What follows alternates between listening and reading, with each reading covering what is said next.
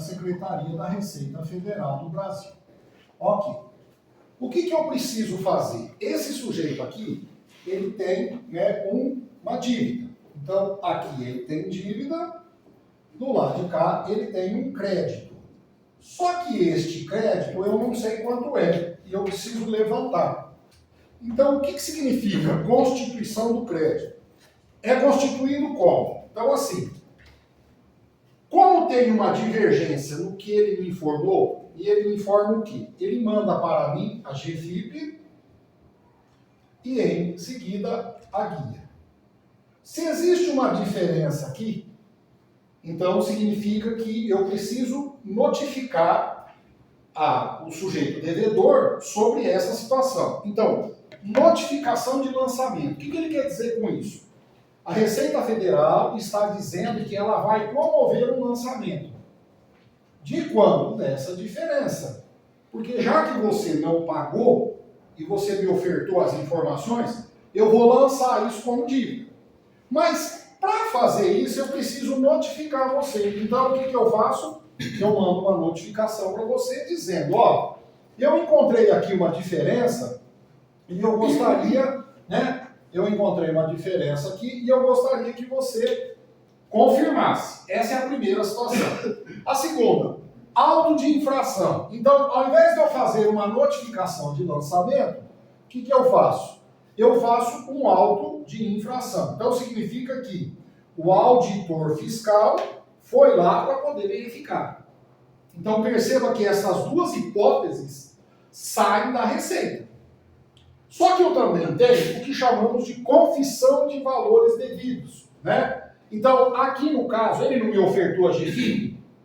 Quando ele oferta a GFIP, ele na verdade está dizendo para mim, né? Ou está fazendo para mim uma confissão, que ele deve aquele valor. E não recolhidos pelo contribuinte. Então, se você observar, tem três hipóteses. Mas diante das hipóteses serão elaborados documentos. E aí, aqui para nós, vai aparecer como é que chamam estes documentos. Então, veja bem. Por meio de lançamento por homologação. O que é o lançamento por homologação? Expresso ou taxa quando o sujeito passivo antecipar o recolhimento da importância devida. Então, assim, ó, Secretaria da Receita Federal do Brasil acredita em você, acredita, né, no devedor. Então, quando o devedor lança a GFIP, ela diz assim, eu confio em você. Então, ela homologa. E por que ela homologa? Porque antes dela ir atrás dele, ele já antecipa o recolhimento. De quem é essa chave, gente?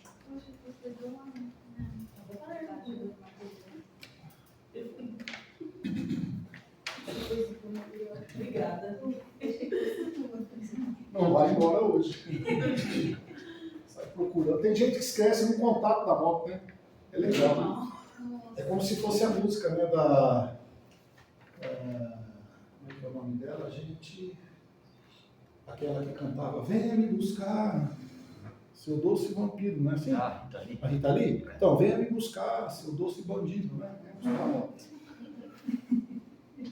Por meio de confissão da dívida tributária, quando o sujeito passivo apresenta o GFIP e não efetua o pagamento integral, né? E reconhece a obrigação. Então, você percebe que existem dois movimentos por conta do devedor. Quando? Quando ele paga antecipadamente, há a minha fiscalização. Então, quando eu espero você, devedor, pagar e eu nem fui te conferir ainda, eu estou homologando. Quando você oferta a GFIP para mim, você está confessando. Quando de ofício, o que significa? De ofício significa que a própria Secretaria da Receita Federal do Brasil está incomodada. Então, pela falta de recolhimento de contribuição, outra importância devida, ou quando houver descumprimento de obrigação acessória. Então, aqui é a secretaria que vai atrás do devedor. Ela está desconfiada que ele está fazendo coisa errada. Beleza? Então, você vê que tem uma lógica na ideia de constituir o crédito tributário, né? A gente não vai fazendo as coisas aleatoriamente. Tudo tem um motivo para fazer, né? Tudo bem. Os documentos utilizados na constituição do crédito tributário relativos às contribuições são. Então, veja só, eu já te informei o que acontece para constituir o crédito. Agora, eu preciso dos documentos que servem para isso. Então, ele começa pelo GFIP. Quem faz? Devedor. Lançamento de débito confessado. Então, assim, como é que o sujeito passivo confessa os débitos? Você concorda que a GFIP é uma forma de confessar os débitos? Quem fornece a GFIP? Sujeito passivo. Quem que faz o lançamento do débito confessado? É a Receita. Então, ele confessa que está devendo, ela lança. Então, isso aqui é a Secretaria da Receita Federal do Brasil que faz. A hora que a GFIP é entregue, ele lança, que é uma dívida confessada. Só que entenda você, o sujeito passivo não foi lá no balcão, ele está na empresa dele. Auto de infração, quem que faz? A Secretaria da Receita Federal que manda o auditor lá. Então, documento constitutivo de crédito, inclusive relativo à multa aplicada em decorrência de descumprimento de obrigação acessória, ele vai lá na empresa, cadê os documentos da folha de pagamento? Ah, não tem. Cadê a contabilidade? Ah, não tem. Me oferta isso? Não tem. Então, nesse sentido, é apurado mediante a fiscalização. E depois, notificação de lançamento. Quem faz de novo? A Receita. A Receita que manda um ofício para o sujeito e fala, meu amigo, ó, vem aqui me mostrar o que é que você tem, o que você está devendo. Então, esses documentos, aí o aluno fala assim, nossa, mas são muitos documentos, como é que eu vou guardar todos eles, né? Então, você tem que ter uma noção de como as coisas ocorrem para você poder pensar.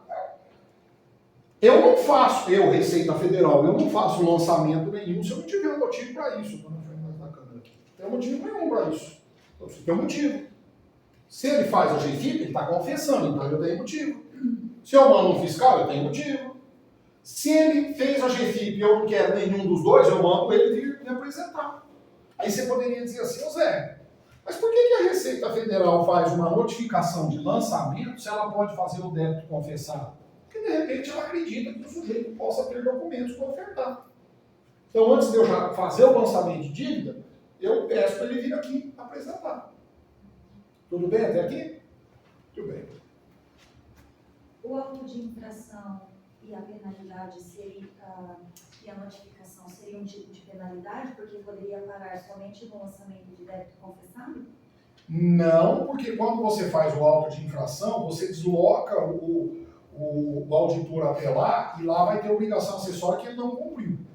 Se você pensar em GFIP, você está pensando só na obrigação principal.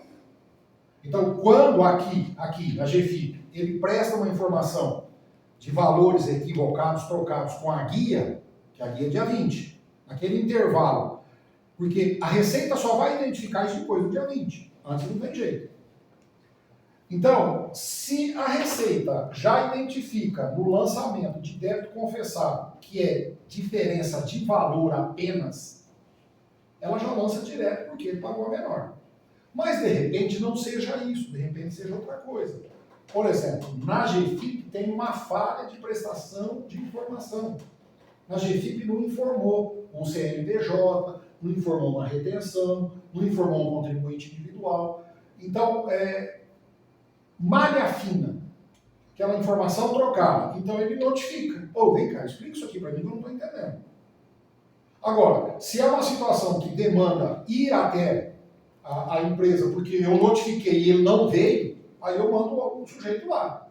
Então tudo tem uma sequência lógica, Charles. Ele vai fazendo de acordo com o que vem apresentando para ele. É que aqui para nós, eu coloco todos os documentos e os dados, porque é a forma de identificar quais são. Agora, quando, como e por quê, aí cada um tem a sua especificação. Para mim, na prática, assim, o que acontece? O auto de infração, ela fala que tem algo errado e ela te dá um prazo para você solucionar isso. Quando ela notifica de lançamento, é que você já tem dinheiro para pagar. Na realidade... Porque o auto de infração não necessariamente é dinheiro para pagar já. Sim. Ela fala, tem alguma coisa errada aqui, te dá um prazo para você justificar ou questionar. Quando ela notifica... Na prática é isso mesmo. Na prática, ou você lança direto, ou você manda o fiscal lá. É que normalmente eles fazem isso com empresas grandes, né? Para empresas pequenas, ele não notifica lançamento. Ele não vai mandar o fiscal lá, porque não é dispendioso, né? Nota importante. Quando a GFIP é a guia de recolhimento, pode-se dizer que ela serve como instrumento de confissão de dívida. Então, isso nós já identificamos. Muito bem. Quando o sistema informatizado da Receita constata um débito decorrente da divergência entre os valores recolhidos na guia e os declarados na GFIP, olha só que interessante, poderá registrar essa diferença como, débito confessado em GFIP. Por que ele chama assim, débito confessado em GFIP? Porque foi o sujeito que deu a GFIP para ele. Então, nós não vimos ali lançamento de débito confessado? Então, ele está dizendo lançamento de débito confessado em GFIP, né? O qual dará início à cobrança automática. Já sabe, é automático. Intima-se o sujeito passivo para providenciar a regularização. Então, esse documento dispensa a briga administrativa. Não vai ter processo administrativo. Porque eu estou pedindo para você, vem acertar. Então, se nós olharmos friamente, antes da Receita Federal partir para um contencioso, que seria um litígio, uma briga, ela convida ele. E aí será encaminhado ao Procurador-Geral Federal para fins de inscrição na dívida ativa e cobrança judicial, caso ele não pague. Então, eu já estou te dizendo que você está devendo. Você não vai pagar? Então, a gente vai entrar com uma ação de execução fiscal contra você. Tudo bem? Então, essa daqui, esse débito foi confessado pelo próprio devedor na GFIP. O lançamento de débito confessado em GFIP é um pouco diferente, pois demanda que o sujeito passivo... Aí tá. Agora mudou de figura. Ele que veio. Então, chega no dia 7, ele manda a GFIP, chega no dia 20, ele paga errado. Vai falar, Madonna minha, eu vou lá na Receita. Aí ele vem, espontaneamente. Ele não foi notificado. Expressamente. Ele ratifica os valores confessados e não recolhidos. Então, ele chega na Receita, é ele que vem na Receita. Quando ele vem na Receita, ele vem pedir para lançar. Então, todavia, só poderá ser elaborado desde que não tenha sido emitido o outro. Então, a hora que ele chega no balcão, é porque tem espontaneidade. É a espontaneidade que gera. Então, quando ele vem, chama-se lançamento de débito confessado. Quando é a Receita que lança, é débito confessado. Tudo bem? Muito bem. O lançamento de débito confessado, referente à confissão de dívida não declarada em GFIP, será emitido quando o devedor comparecer na unidade. Pode grifar, é aqui, comparecer. Lançamento é porque ele compareceu, ele foi lá. Né? E aí, se a obrigação tributária não for quitada em parcelas no prazo de 30 dias, que aí foi o que a Bárbara comentou, contados da assinatura, bem como o caso rescisão do parcelamento, aí promove-se a inscrição na dívida ativa e aí entra com a ação de execução fiscal para cobrar dele, que é um verdadeiro pezinho no saco. Que aí é uma mão de obra danada. Tudo bem? Então entendam vocês que o que nós estamos fazendo aqui? Nós estamos tentando que o sujeito que confessou uma dívida acerte isso logo. Ok? Ele tem que pagar. E aí, essa obrigação a gente chama de obrigação principal, não é obrigação acessória, né? Essa daqui é principal. Tá? Deixa eu falar uma coisa para vocês. Na quarta-feira, para a gente ter uma aula mais light, eu vou corrigir todos os exercícios pendentes e eu vou ver se eu faço uma bateria de exercícios para vocês de tudo que já foi visto. Pode ser? Aí a gente vem, corrige, eu solto os exercícios, dá um tempinho, vocês fazem e a gente corrige aqui para ver como é que vocês estão. O que vocês acham? Pode ser? Porque aí a gente tem que dar uma desacelerada também, até para vocês fazerem uma revisão. Né? A Bárbara falou, é bom fazer exercício na sala porque a gente tira dúvida, né? Está difícil achar questões previdenciárias, Sim. porque mudou. Sim. Não tem como a gente buscar de 2016, 2015, a gente está, pelo menos eu estou buscando a partir de 2020, eu não estou confiando nas outras questões. Então está muito difícil achar questões de previdenciário. Sim. Tem matéria que é mais fácil. Né? Às vezes eu conversando, por exemplo, você conversa com o Heron. O outro direito administrativo, um filtro que eu fiz de 2 anos, 324 questões. Ó, o Weber, por exemplo, o Weber, o Heron, o Jefferson, né? Eles têm mais facilidade. Porque o direito constitucional, até para a prova de síndico de prédio cai. Prova de português, até para coveiro de cemitério cai. Direito previdenciário cai aonde? Específico. Então, por isso que às vezes o professor põe lá 244 exercícios num tópico. Aí eles comparam com o meu. O teu só tem 10. Né? Por quê? Porque lá tem não adianta eu inventar. Né? A gente tem que ter coerência. E tem essa questão que a Charlene comentou, que houve mudança, né? O auto de infração emitido privativamente pelo auditor fiscal no exercício de suas funções durante o processo e se destina a registrar, então, agora eu queria que você me faça, que é o ponto principal, para que serve o auto de infração? O nome já está falando, ó, infração da legislação, né?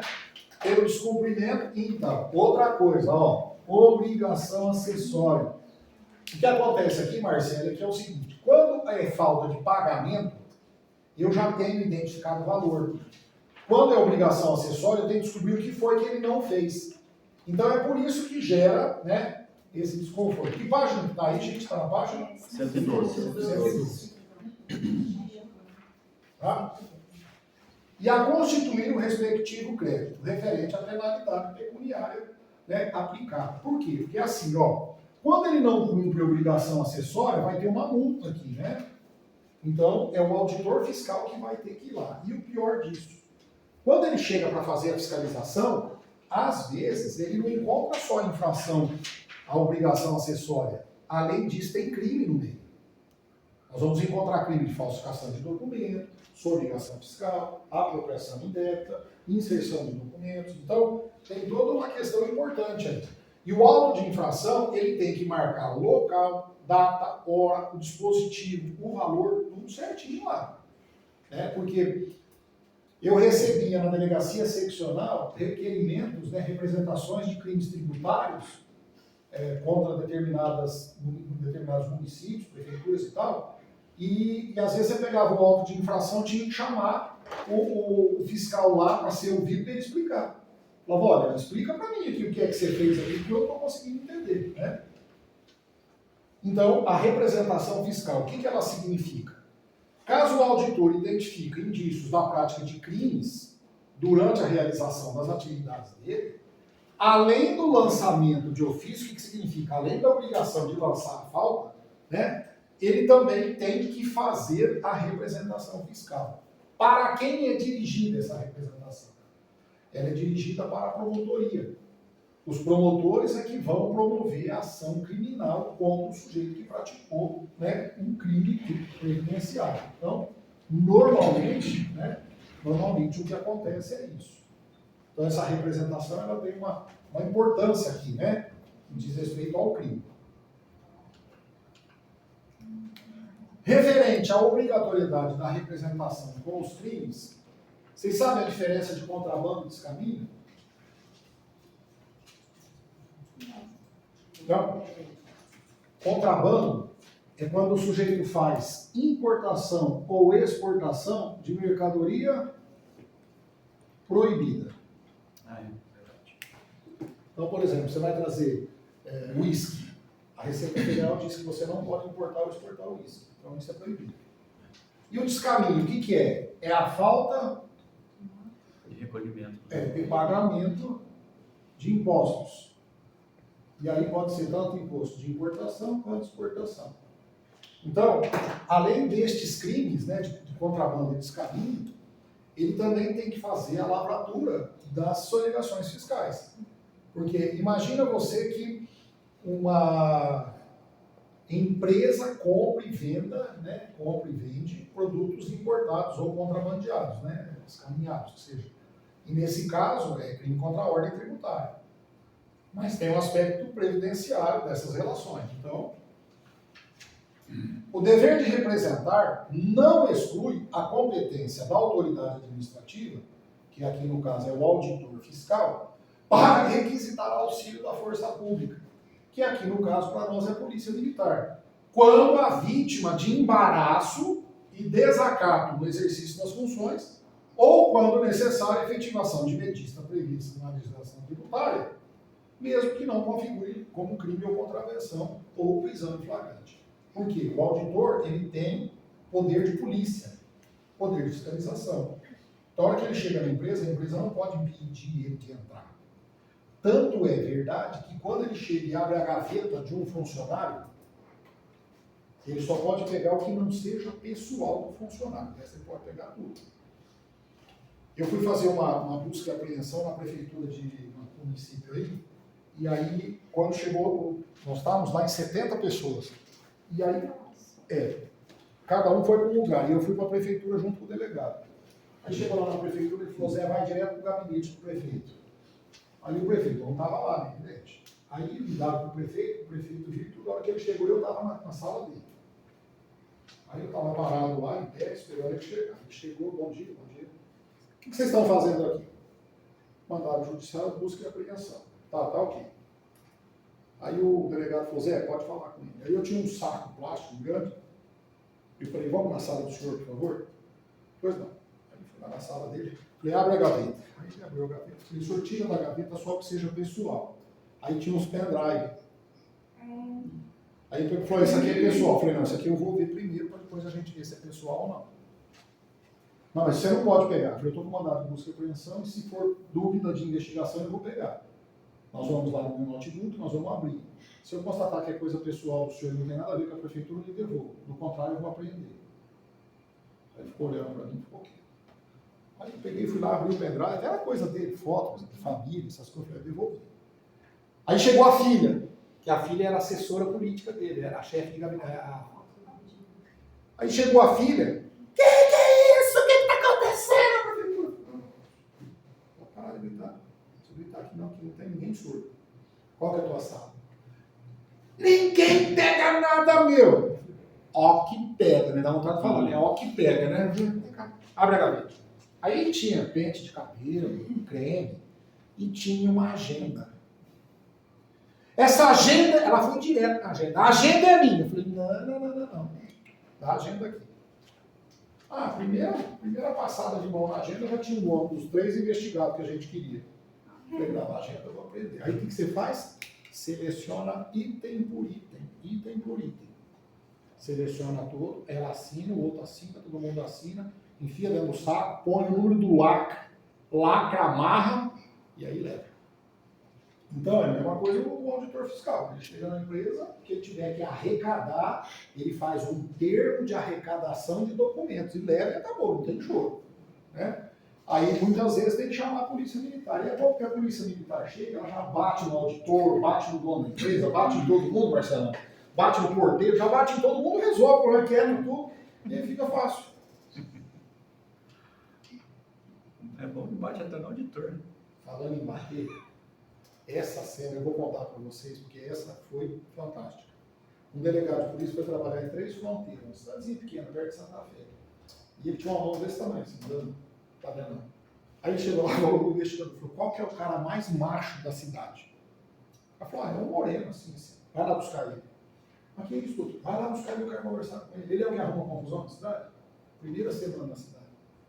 Eu falei, então vai lá buscar ele. Aí o investigador foi, só que no meio do caminho um outro rapaz apareceu, que era um moreno também. E aí o moreno falou, delegado, tá na delegacia? O investigador falou, tá lá. O moço foi. Quando chegou na delegacia, ele achava que era aquele. E aí o cara veio entrar na delegacia, vamos para trás. Ah, então é você. É você. Deixa eu falar um negócio para você. Ele mandou, deu de direita primeiro. Conforme deu, o cara saiu capotando pro chão, o investigador encostou o carro. O que foi, doutor? O que o senhor está fazendo? Ué, não é o cara? Ele falou, não, doutor, esse é um rapaz bonzinho aqui da cidade, pelo amor de Deus. Ele falou, ô moço, desculpa, tá, não sei o que. Voado na cidade. Esse delegado é bom. Bate até nas vítimas. Acabou, não teve problema na cidade. Uns 2 anos não tinha nada lá. Tranquilo, uma paz. O cara bate até nas vítimas. É isso. Nossa, nem contando essas histórias mirabolantes, eu estou conseguindo chamar a atenção. Eu vou parar e eu vou desistir. Olha, tá fácil, não. Aí o cara fala, você só dá aula? Instrui-se a representação é para formalizar procedimento, né, penal para o Ministério Público promover ação penal, é crime. Então a representação, com a cópia dos documentos, auto de infração, as notificações, tudo junto, junta tudo. Precisa ser específica com a identificação da conduta, então é crime de falsificação, é crime de sonegação, é crime de apropriação, o que é? E manda para o Ministério Público, ele vai entrar com ação penal. Então nós vamos ter uma ação tributária, administrativa e vamos ter uma ação criminal paralela. Dívida ativa. Então agora a conversa muda.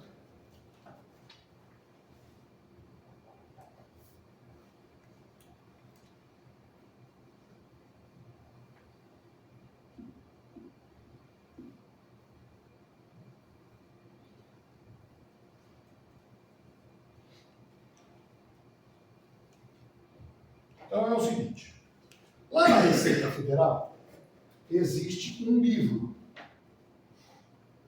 E esse livro, ele serve para registro dos devedores.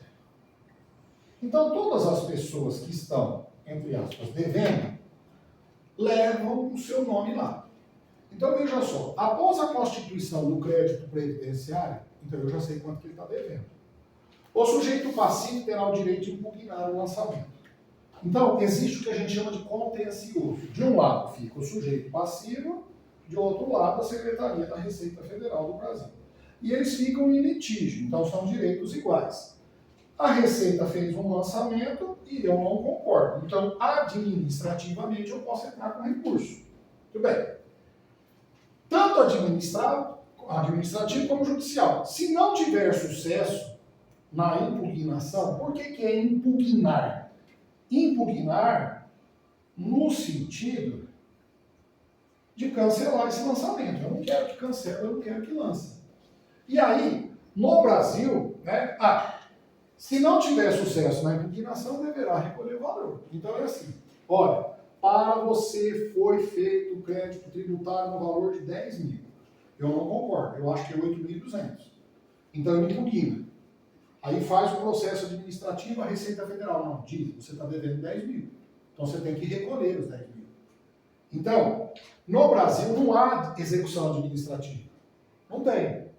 Assim, o débito original, multa e juros, devem ser lançados no livro destinado à inscrição da dívida. Então, quando o crédito é constituído, já sabe o valor, vem aqui no livro e lança o nome dele com todos os dados dele.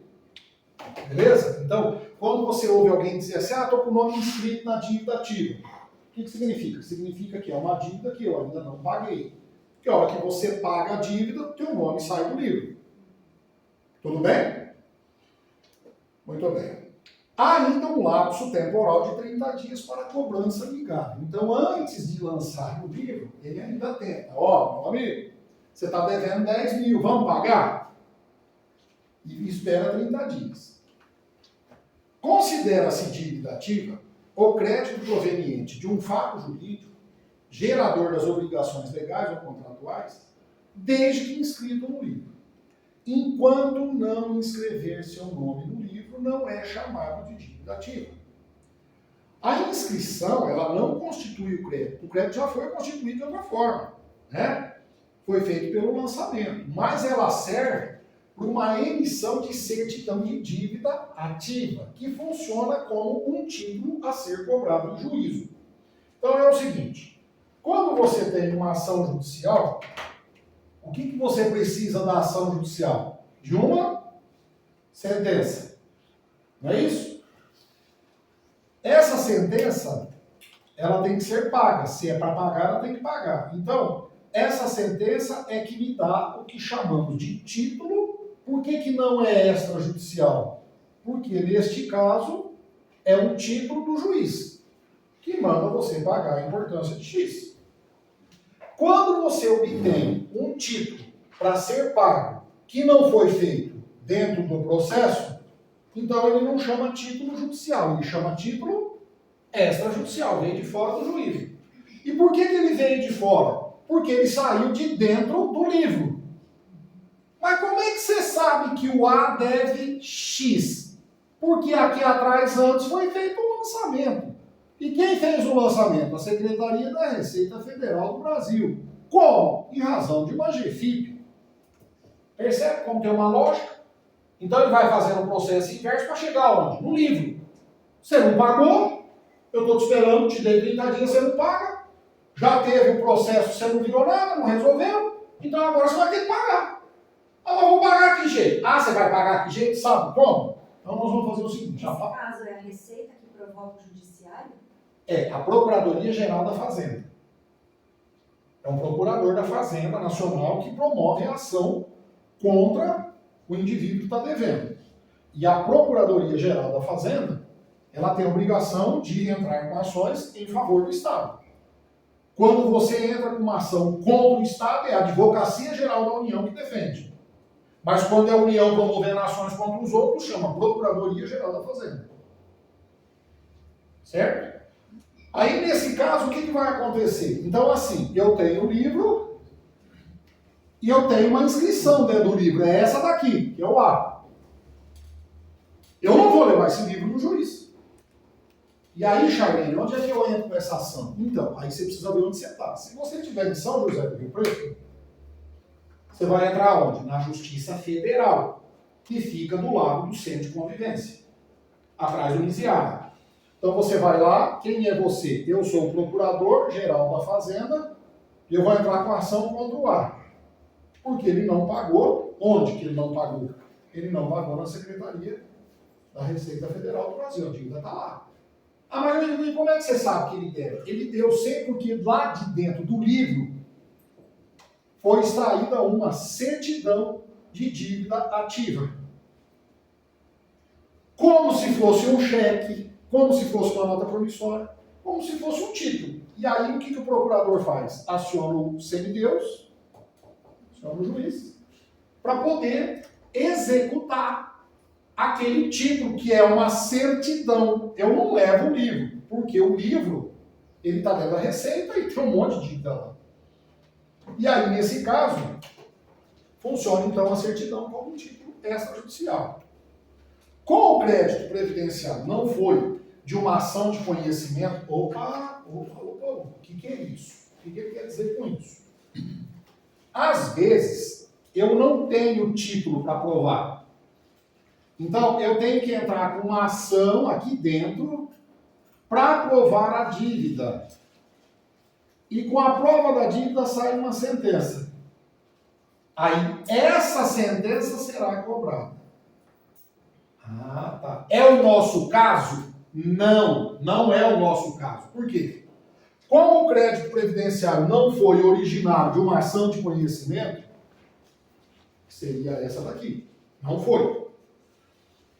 Cabe a elaboração de um título executivo de natureza extrajudicial.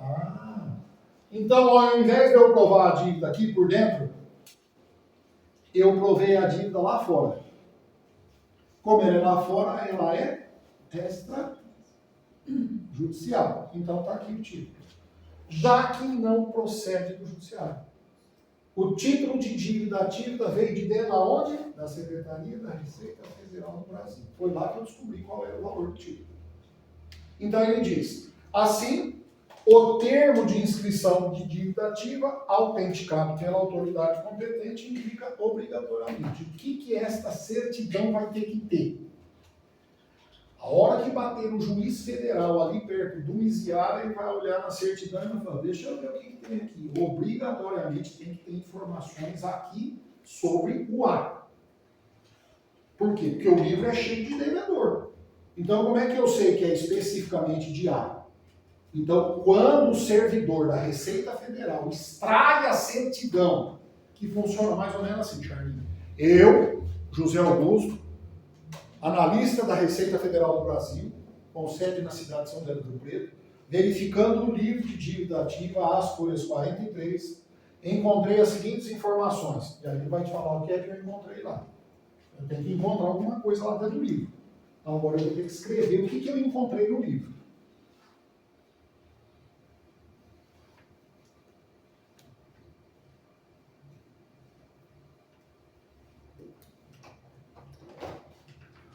Nome do devedor. Expor o nome. Nome do sujeito, José da Silva. Vai dar o nome. Tá bom, dá mais informação. Filho de João da Silva. Ixi, pode continuar. E mãe Maria da Silva, não deu. Natural de Caculé, Bahia. Continua, não deu ainda. O que mais você tem dele? Porque o homônimo é terrível. Nome do devedor, domicílio e residência. Então isso está onde? No livro. Valor originário da dívida, termo inicial e forma de calcular os juros. No auto de infração, no lançamento de débito, em algum lugar foi escrito isso. Origem, natureza e fundamento legal ou contratual da dívida. Contribuições previdenciárias do empregador que não foram recolhidas. Data e número de inscrição no registro de dívida ativa e no número do processo administrativo ou auto de infração se ali estiver o valor apurado da dívida. Então o auditor fiscal foi lá, foi ele que calculou, está no livro, está no procedimento administrativo, o juiz precisa disso. A ausência de qualquer desses requisitos provocará a nulidade da inscrição e do processo de cobrança que é judicial, podendo haver um saneamento até a decisão de primeira instância, mediante a substituição da certidão nula. Portanto, a certidão com falhas ou omissões é nula. Então, até o juiz de Rio Preto dar a sentença, Charlie, se esta certidão de dívida ativa estiver errada, vai ter que modificar ela, senão é nula a decisão. Quem que é melhor? Juiz. Juiz. A Receita pode anular alguma coisa? Não, a Receita, ela fez uma certidão errada e ela pode corrigir o lançamento errado, a inscrição errada, para poder, porque ela tem que corrigir no livro primeiro, para depois extrair uma nova certidão. É a certidão emitida com base no livro de dívida ativa que serve como título extrajudicial para a cobrança por intermédio de procurador ou representante da Fazenda. Então não é um título de crédito, não é uma sentença, não é um cheque, não é uma nota promissória, é uma certidão. A certidão equivale para cobrar. Agora, como é que funciona, né, essa disposição? Na nova data da falência, isso aqui não, eu pus aí, mas não precisa. Aqui, ação de execução. Então, assim, ó. Do lado de cá eu tenho a Procuradoria Geral da Fazenda. Do lado de cá eu tenho o devedor. No meio dos dois fica o juiz. O que o PGF tem? Certidão de dívida ativa. O que o devedor fez? Ele impugnou administrativamente, mas não virou nada. Então ele teve a dívida inscrita no livro. Muito bem. É o exequente. Ó, exequente. Ente, movimento. Então este aqui é o exequente. Que é a União. Que é a Receita Federal. É o exequente quem vai indicar bens à penhora. Então o exequente tem que dizer do devedor quais são os bens dele que servem para penhorar. Então, quando você entra com a ação de execução, você já diz para o juiz, ó, eu quero, para garantir a dívida, eu quero essa caminhonete, eu quero esse carro e essa chácara. Já indica. A qual será efetivada concomitantemente com a citação inicial do devedor. Então, eu vou ter que citar o devedor. Então, quem cita? O juiz. O juiz vai citar o devedor, citação. Então, ele vai avisar o devedor, ó, seguinte, a Procuradoria Geral da Fazenda entrou com uma ação contra você e já indicou quais são os seus bens à penhora. Caso não se indique bens à penhora, tem-se a situação normal prevista pela lei de execução. Então é o seguinte, o exequente não achou bens dele. Não sabe que bens que ele tem. Então, se não for indicado bens, entenda você. Não foi, mas ele tem bens. O O executado é citado, quem é executado? Esse. Então, exequente, esse é o executado. Então, Procuradoria Geral da Fazenda, através do juiz, mandou a certidão lá, entra com a ação de execução, cita ele, para, em 5 dias, pagar a dívida. Então, com a citação, se não teve bens a penhora, ele tem 5 dias para pagar. Ok? Assim, os bens penhorados, então, se for indicado, ficam desde logo indisponíveis. Para evitar a penhora, então, isso se eu tiver bens indicados. Se eu não tiver, tem que pagar. Você tem 5 dias para pagar. Agora, se eu tenho bens indicados, tá, eu tenho os 3 bens indicados. Então, ele não vai pagar. Por quê? Porque o bem já fica garantido. Então, assim os bens penhorados ficam desde logo indisponíveis. Para evitar a penhora, o executado poderá depositar em dinheiro a quantia em juízo ou oferecer uma fiança. Eu não quero que estes bens fiquem indisponíveis, porque eu estou pensando em vendê-los. Então, no lugar deles, você tem que somar o valor e depósito. Os bens penhorados antes da citação? Depois da citação. Ele pode estar no pedido já, indicação, ou o próprio devedor pode indicar. Então, como não foi indicado antes, ele indica. Só que a hora que ele indica, ele tem que depositar. Não tem jeito. É um negócio, né, bem técnico, mas, então vamos lá. Agora, eu não concordo com essa ação. Então eu vou entrar com embargos. O que é embargos? Eu quero brigar. Então eu vou entrar com embargos. Só que é o seguinte, para você entrar com embargos, 30 dias, contado de quanto? Do depósito. Charlene, de qualquer jeito ele tem que depositar. Ou ele paga a receita, ou ele oferta bens à penhora, ou ele deposita o valor dos bens à penhora. Depois que ele se defende. E aí ele vai se defender se ele quiser. E ele tem 30 dias para isso. Da juntada da prova da fiança ou da intimação da penhora. Nessa oportunidade, poderá o embargante, quem que é o embargante? Né? Esse aqui. Ele está embargando, aquele é o embargado. Pode o embargante requerer prova, juntar documentos, arrolar testemunhas, etc. Então, o que ele quer fazer aqui? A expressão certa é tumultuar. Porque ele está devendo, ele sabe que está devendo, já teve juros, já tem multa, tem tudo, ele sabe que está devendo, ele já entrou com recurso administrativo, ele já perdeu, então ele quer ganhar tempo. Só que para isso, vocês perceberam, ele tem que fazer o depósito em juízo ou ele tem que oferecer fiança bancária. Aí ele tem que embargar, começa o processo de embarque, de discussão. Em regra, o processo de embarque é o único meio de defesa do executado, salvo outro tipo de ação. Recebidos os embargos, então o que acontece? Ele foi lá e falou para o juiz, eu vou embargar. Aí ele manda o embargo para o juiz, o que o juiz faz? Avisa a Procuradoria da Fazenda, alegar que ele embargou. Tá, deixa eu ver o que ele escreveu. O juiz manda citar a Fazenda para impugnar no prazo de 30 dias. Quanto já foi aí? 60? Não, porque tem o servidor público federal que enrola. Vai tomar café, vai espetar o lingerie no banheiro, vai comprar uma trufa, de repente vai lá comer um queijinho piuí, né? Pastel ali na freira e vai embora. Designando a audiência de instrução e julgamento. Não sendo embargada a execução, então se não tiver embargos, ou sendo rejeitados os embargos, no caso da garantia, será este intimado, sob pena de contra ele prosseguir a execução dos autos. Para, no prazo de 15 dias, aí o que acontece? Remir o bem. Então ele tem que entregar o bem. Então, você embargou? Não. Se você não embargou, eu quero os bens que você depositou, porque agora nós vamos mandar ele a leilão. Se a garantia for real, vou pagar o valor da dívida. Caso não faça o pagamento e os embargos sejam improcedentes, porque não adiantou nada brigar, ele ficou brigando, não deu nada, perdeu. Ele está devendo do mesmo jeito. Os bens penhorados serão levados a leilão público e o resultado revertido para a quitação do crédito previdenciário. Se sobrar dinheiro, devolve para o devedor. Beleza?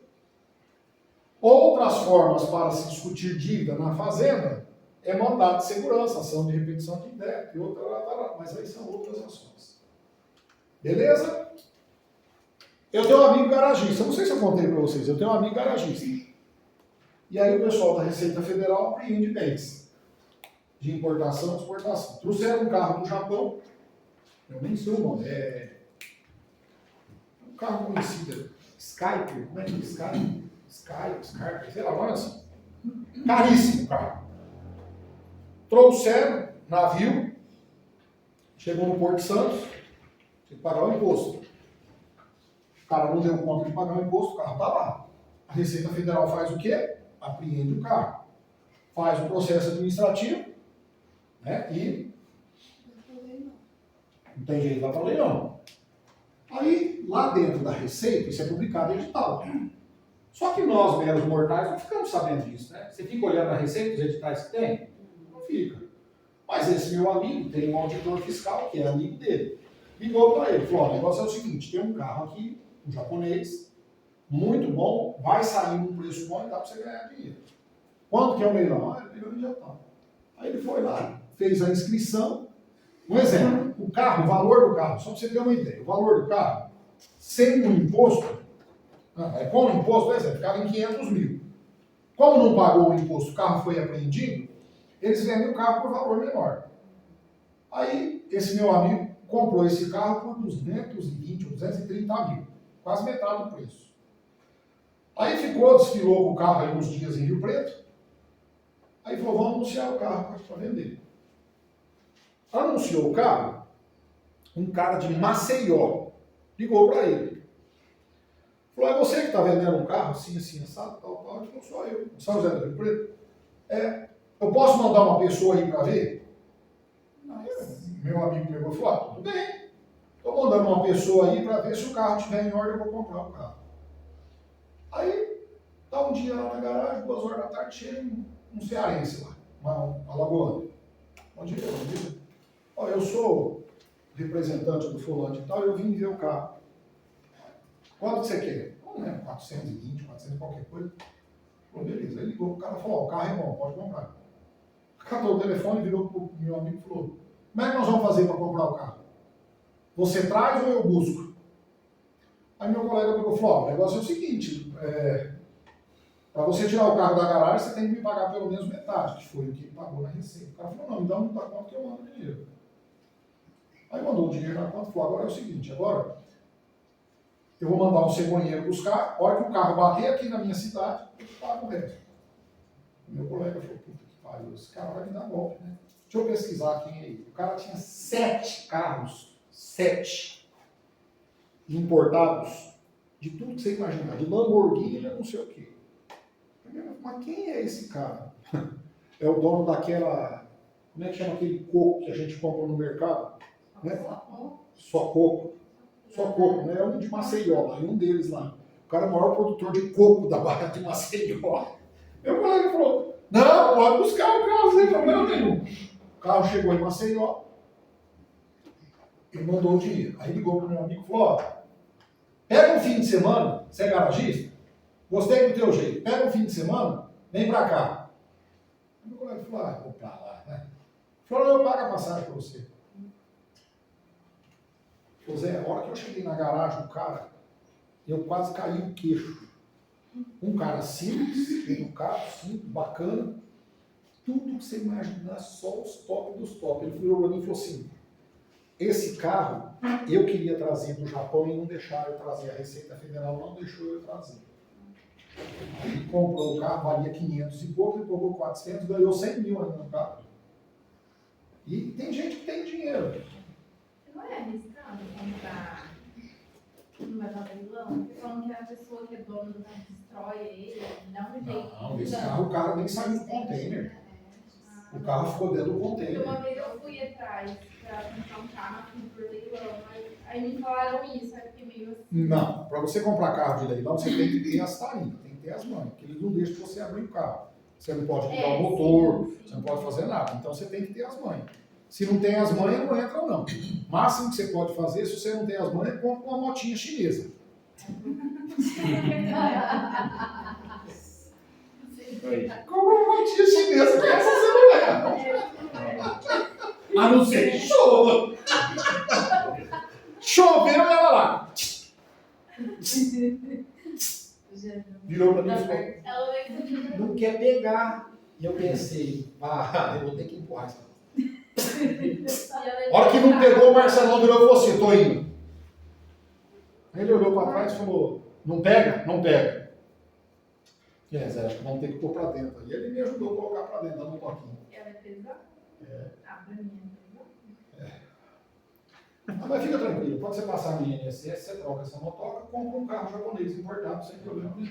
Tá? Eu conversei com o moço que está fazendo a polícia, ele é engenheiro elétrico, e ele falou que carro elétrico não vai pegando muito, não. Aí ele explicou lá por quê. Bom, vocês sabem o que são as EPAs? Entidades de assistência, né, social. Então, por que nós chamamos de isenção de contribuições? Porque essas entidades, elas têm uma imunidade. Nós chamamos, né, de isenção, mas na verdade elas são protegidas, elas estão imunes, né? Então elas não pegam, não é que eu consigo, é que ela não pega mesmo, né? Então veja só, as entidades beneficentes de assistência social que recebem certificação de isenção de contribuições são pessoas jurídicas de direito privado, sem fins lucrativos, reconhecidas como entidades beneficentes de assistência social. Podem atuar em várias áreas, desde a área de assistência, como saúde e educação. Então veja só, o que vai gerar confusão para você? Estas entidades, elas possuem o que, gente? Empregados. Muito bem. Elas podem contratar trabalhador avulso? Pode. Elas podem contratar contribuinte individual? Pode. Só que tem um detalhe. O que ela não paga? Ela não paga os 20%. Então, se ela contratar um contribuinte individual que teria uma retenção de 11%, o que vai acontecer? Não vai reter 11%. Vai pagar quanto? 20%. Beleza? Pode haver gozo de imunidades perante o regime. Então, lá vamos nós. Primeiro, ela tem que ser reconhecida, ela tem que ter uma certificação federal. Então, ela é uma entidade de certificação federal. Primeiro ponto importante. Segundo ponto, ela tem que ter a certificação de isenção no Estado. Então, também no Estado. Terceiro, ela tem que ser portadora de uma entidade reconhecida pelo Conselho Nacional de Assistência Social, renovada a cada 3 anos. Mais um item importante. Ela tem que promover gratuitamente assistência social a pessoas carentes, em especial a crianças, adolescentes, idosos e portadores de deficiência. Ou deficiência. Aí você vai falar, caramba, mas como é que se presta assistência social beneficente, né? Então, imaginemos que seja um hospital, imaginemos que seja uma entidade evangélica, assistencial, não pode ter lucro. Aplique integralmente o eventual resultado da sua manutenção e operação dentro da entidade. Eu não posso tirar dinheiro de lá. Então, assim, o que eu arrecado fica dentro. Então, tudo que ela ganha, o resultado da operação dela, entrada e saída, tem que ficar lá dentro, não pode sair para outros interesses. Diretores, sócios, não pode ter lucro, não pode ter benefício, né? Não percebem seus diretores, conselheiros, sócios, por qualquer forma ou tipo, em razão do que fazem, né? Vantagens. Eles não podem ter vantagem, remuneração, vantagem, benefício nenhum. E também é considerado beneficente, né, as pessoas jurídicas de direito público, a entidade que anualmente ofereça e preste efetivamente 60% dos seus serviços ao SUS, aqui é pessoa privada, né? Direito privado, desculpa. Ao SUS.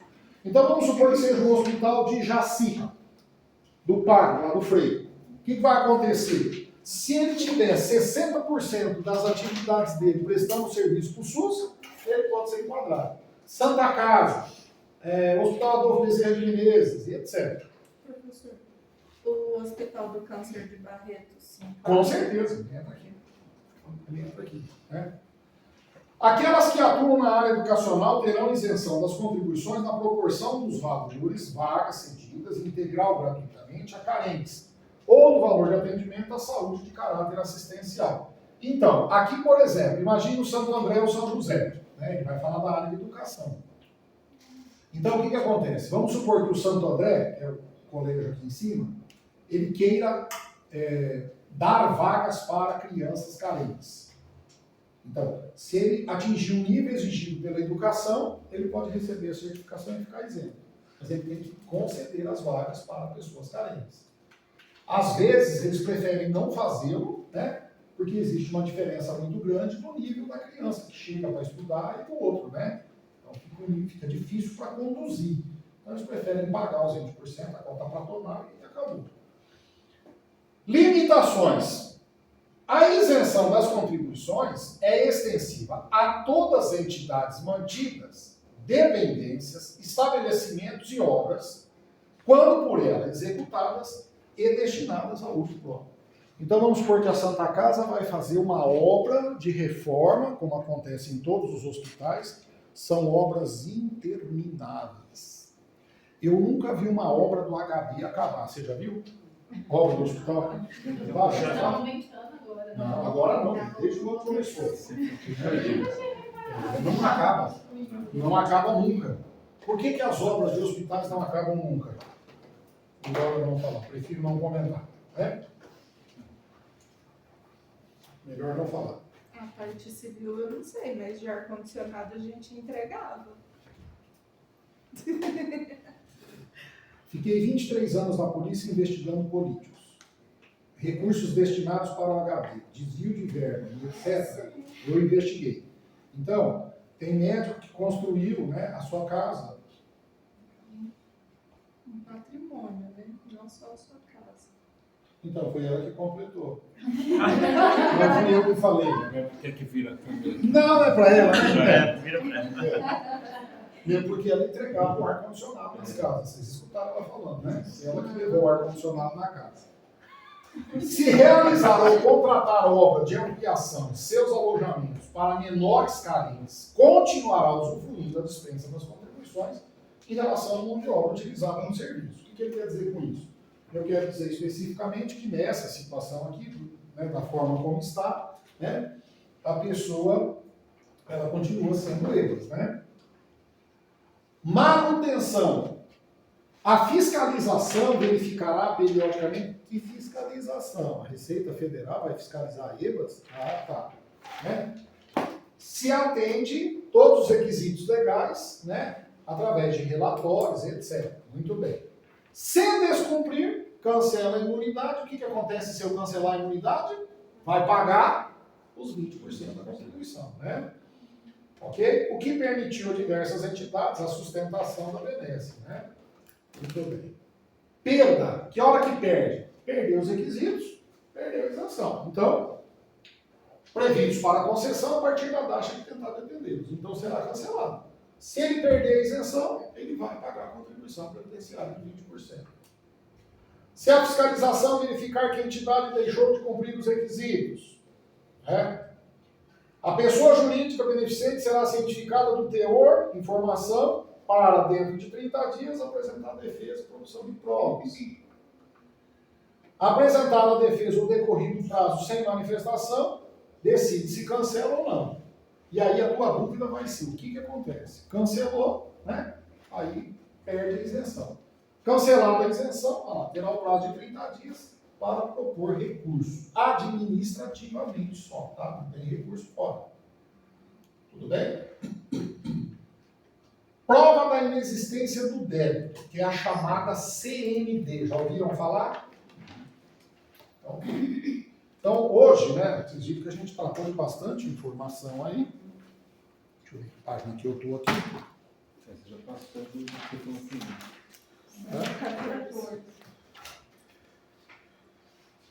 Não, eu quero ver uma coisa aqui.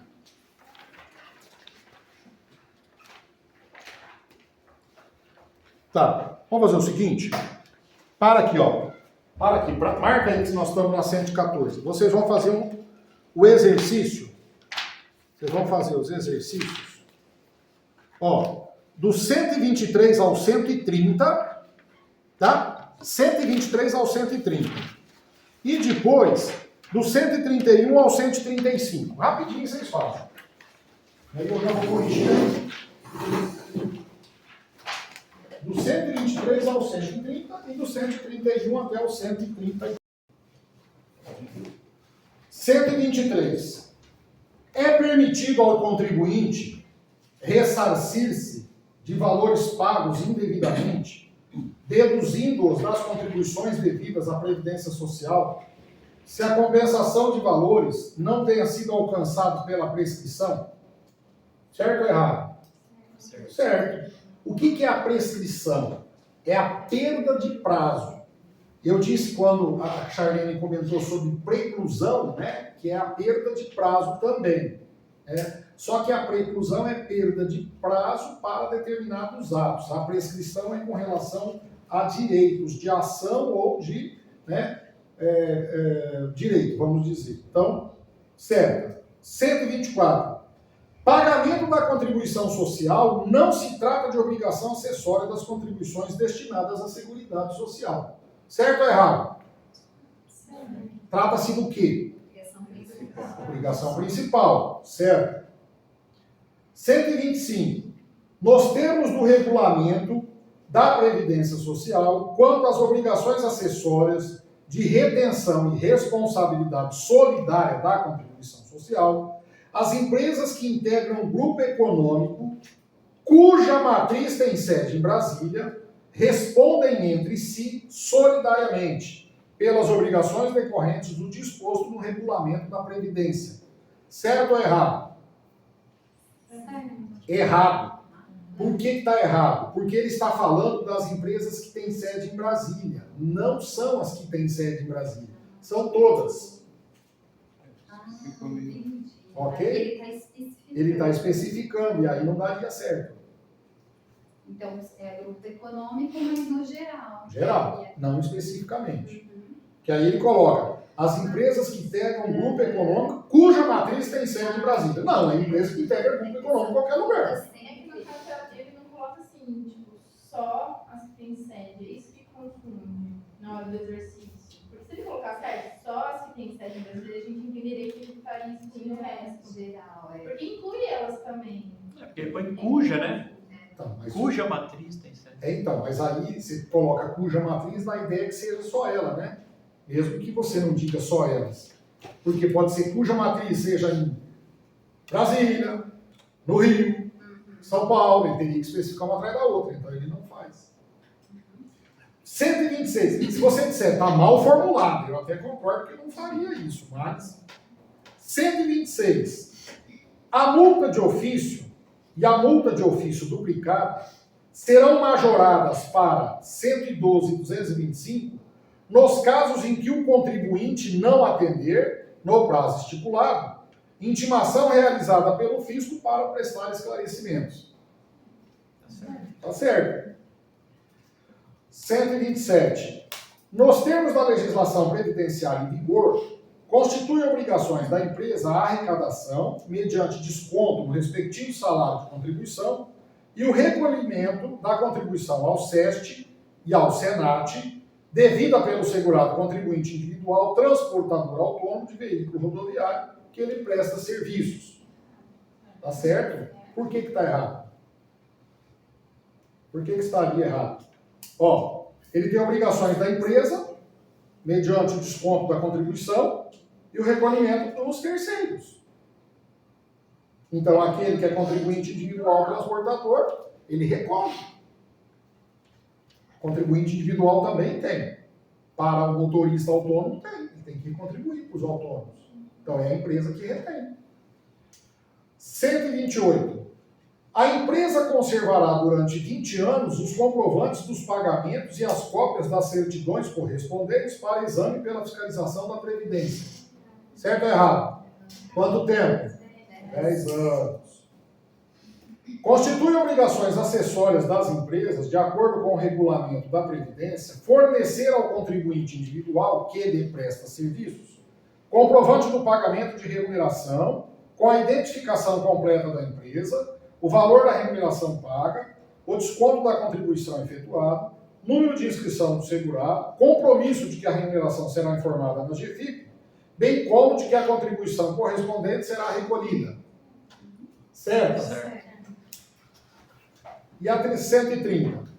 Nos termos do artigo 89 da lei, as contribuições sociais previstas nas alíneas A, B e C do parágrafo único do artigo 11, as contribuições instituídas a título de substituição e as contribuições devidas a terceiros somente poderão ser restituídas ou compensadas nas hipóteses de pagamento ou recolhimento indevido ou maior que o devido, nos termos e condições estabelecidas pela Receita Federal, verificada a existência de débito em nome do sujeito passivo.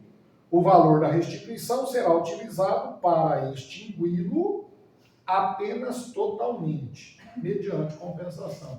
Certo ou errado? O que está errado? Apenas. Pode ser tanto parcial quanto total. Então, encerramos a aula de hoje. E aí, na quarta-feira, eu pretendo fazer o que eu disse. Eu vou trazer uma bateria de exercícios para vocês.